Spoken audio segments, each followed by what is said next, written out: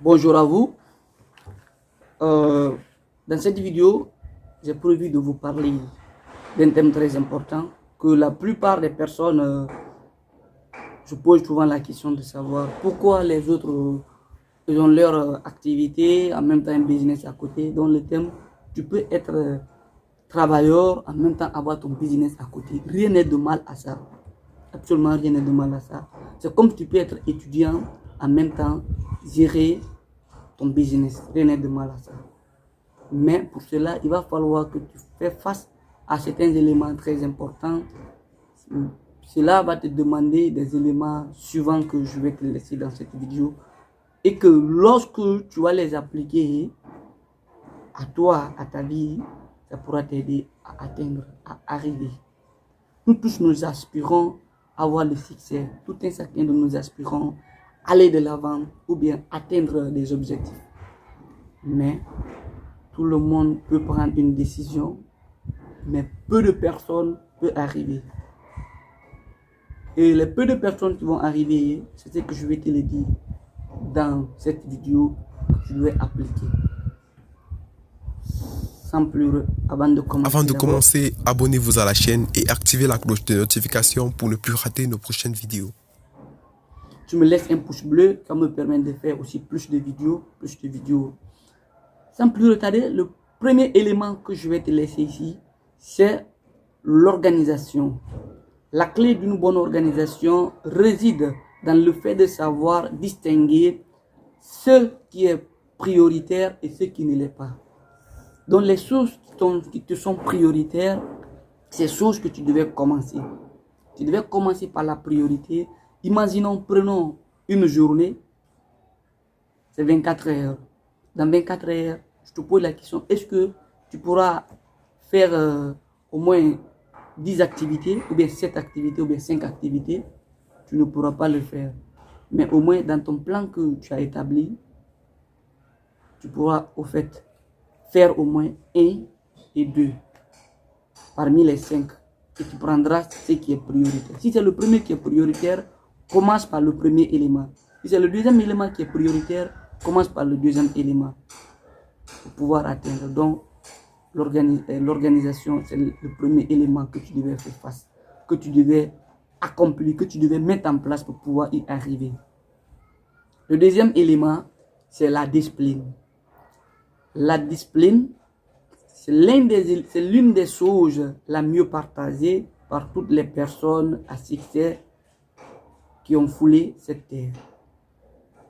Donc, c'est le dénominateur commun de tous les hommes, de toutes personnes qui ont foulé cette terre, qui ont eu des succès. C'est le dénominateur commun de toutes ces personnes. Et l'élément là, c'est très important que je vous promets que dans ma prochaine vidéo, je vais vous parler de la discipline. Je vais détailler. Dans cette vidéo, je ne pourrai pas détailler très bien, mais la discipline, c'est un élément très important pour un entrepreneur. Pour presque, c'est pas seulement un entrepreneur, mais toute personne qui aspire à atteindre le succès, avoir de l'argent et avoir quoi que ce soit. La discipline, c'est un élément très important. Être discipliné consiste à faire ce qui est censé faire au moment où tu es censé le faire, même quand l'envie n'est pas là. Même quand l'envie n'est pas là. Donc c'est le moment où ça paye fort. C'est le moment où, je vous dis que c'est le moment où la discipline intervient. Lorsque tu n'as pas envie de faire quelque chose, lorsque la paresse est là, c'est le moment que tu devais passer. C'est le moment que tu devais faire. C'est le moment que la discipline intervient. Donc c'est le moment où les personnes, d'autres qui sont riches, dépassent ceux qui sont pauvres. Et c'est la partie qui fait la différence. Au moment que l'envie n'est pas là, c'est en ce moment que les hommes fortunés, ils s'investissent. C'est en ce moment qu'ils se concentrent à faire parce que l'envie n'est plus là. Donc c'est en ce moment qu'ils vont baucher. Au moment que les autres sont devant la télévision en train de regarder, les autres vont aller en train de travailler sur leur plan, sur leur activité. Donc c'est comme ça. Directement, c'est ce qui fait la différence entre les deux éléments. Donc, le troisième élément que je vais vous parler ici, c'est la planification.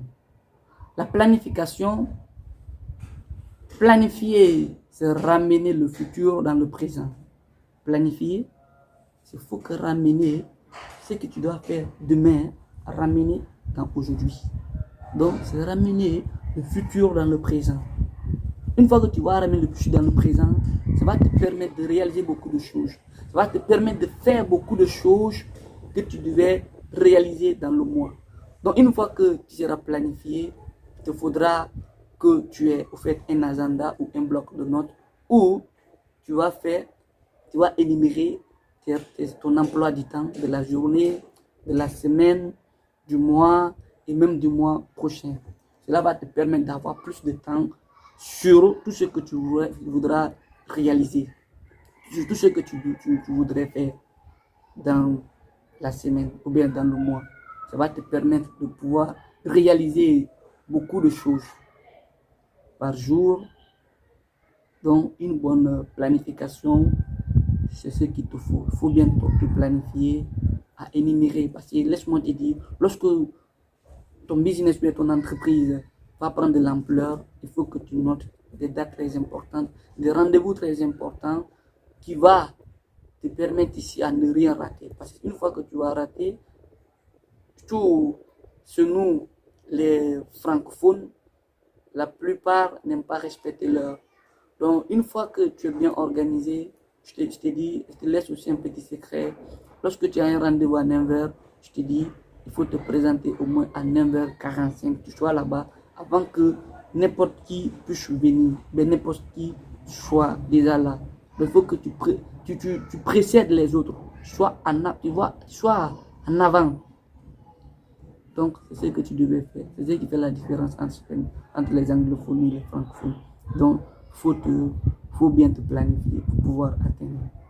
Et le quatrième élément, c'est déléguer certaines tâches. Déléguer certaines tâches, en effet, tu devrais confier certaines tâches à d'autres personnes qui ont plus de compétences que toi. Donc, toi seul, tu ne peux pas tout faire, tu ne peux pas tout connaître. Mais tu devais confier des tâches à des personnes qui sont bien compétentes que toi, qui connaissent bien le truc que toi.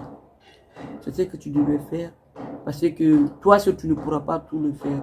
Et si tu veux que toi seul, tu fasses faire, je crois que tu ne pourras pas aller de l'avant. Tu ne pourras pas évoluer. Donc pour cela, il doit aussi, je vais vous dire que ça c'est que qu'en business, on ne délègue pas une tâche qu'on ne comprend pas. Sinon, on risque de se faire escroquer. Il ne faut pas confier une tâche à quelqu'un, cette tâche que tu ne connais pas. Donc, il faut que tu fasses connaître au moins un peu, au moins 30% ou bien 50% de cette tâche, tu veux le connaître. Sinon, tu risques de te faire escroquer. Et il y a deux types d'éléments que je vais vous les citer aussi là-bas. Deux types d'éléments que lorsque tu délègues des tâches, il y a le chichi. Le chichi, c'est celui qui ne veut pas dépenser pour ne pas perdre de l'argent. Donc, il y a des personnes qui ne veulent pas dépenser pour ne pas perdre de l'argent. Il faut essayer de perdre de l'argent. Toutes les personnes qui ont réussi, ils ont perdu de l'argent. Celui qui ne veut pas perdre de l'argent, c'est que ces personnes ne veulent pas se lancer. Et ces personnes resteront dans leur lieu où ils sont. Mais si tu veux perdre de l'argent, il faut que tu te lances et tu fasses certaines choses. Le deuxième élément, c'est celui qui ne veut pas faire confiance à personne. Il faut faire confiance aux gens. C'est mieux. En business, il faut faire confiance. Et la confiance ici n'exclut pas le contrôle. Tu peux faire confiance, mais tu gagnes des marges, tu gardes des marges de prudence pour pouvoir réaliser certaines choses. Dernièrement, je causais avec un élément de mon groupe qui me disait qu'il fait des business avec des gens dans d'autres pays où il ne les a jamais vus. Mais c'est la confiance qui fait que cet homme fasse, et ça le permet de pouvoir gagner plus de temps, pouvoir réaliser beaucoup de choses. C'est comme ça que nous devons faire. Et le dernier élément que je vais vous parler ici, c'est quelques challenges. Quelques challenges, c'est quoi? Tu dois devoir faire face à pas mal de challenges. À pas mal de challenges dans le quotidien. Tu vas devoir faire face à pas mal de challenges. Les challenges que tu dois faire face, je vais juste te parler de trois challenges que tu dois faire face. Donc la peur de perdre de l'argent, c'est le premier élément. tu dois avoir la peur de perdre de l'argent. Mais cela, dis-toi que oui, ce serait pas, c'est naturel la peur, quelque chose de naturel sur tout un chacun de nous. Donc tu dois avoir cela aussi, la peur de perdre de l'argent. Ça va arriver. Et l'autre fois que ça va arriver, c'est que tu es en train d'aller à un degré très important. Et le deuxième élément, la peur de l'inconnu. La peur de l'inconnu, tu vas rencontrer des gens sur ton chemin où tu ne le connais pas. Mais cela ne t'empêchera pas d'aller ou bien de porter confiance à d'autres. Mais avant de porter confiance, toujours le sixième sens va te dire, oh, il faut faire cela, il faut faire cela, il ne faut pas faire cela. Le dernier élément, c'est le conflit. Le conflit, ça va arriver, laisse-moi te dire, lorsque tu vas te lancer, surtout si tu es étudiant, lorsque tu diras à tes parents, tu vas abandonner les études et te lancer en business, ils vont s'opposer.